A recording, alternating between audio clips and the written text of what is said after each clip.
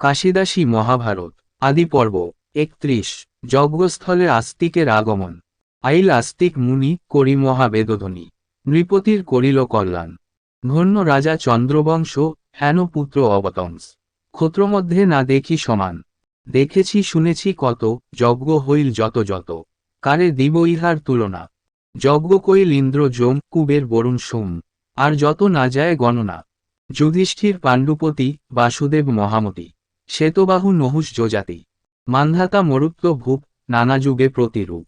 দিলীপ সগর দাশরথী, ইক্ষ্বাকু ভরতজ, রঘু শিবি শিখিধ্বজ।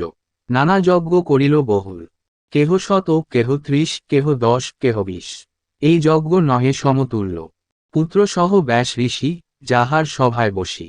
যজ্ঞ হেতু শিষ্যগণ লইয়া, সাক্ষাৎ হইয়া যায় বৈশানর হবি খায়। শিখা যায় প্রদক্ষিণ হইয়া, ধন্য সৃজন্মে জয়, নাহি হবে নাহি হয়, তুলনা নাহি ভূমণ্ডলে।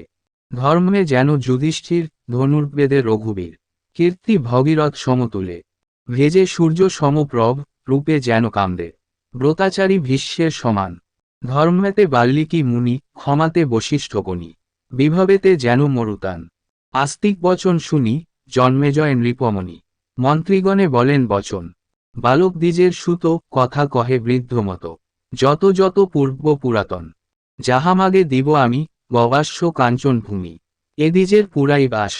মাগ শিশু যেই মনে, মনোনীত মমস্থানে, এত বলি করিল আশ্বাস। এত শুনি হত্রীগণ, নৃপে করে নিবেদন, নহে এই দানের সময়। যজ্ঞপূর্ণ নাহি করি, তক্ষক সে পিতৃ অরি, যাবৎ অনলে ভস্ম নয়। শুনি রাজা বলে দ্বিজে, রাখিয়াছ কোন কাজে। অদ্যাপি সে তক্ষক ভীষণ, বলে দ্বিজ নৃপমণি, তক্ষক প্রমাদগণী।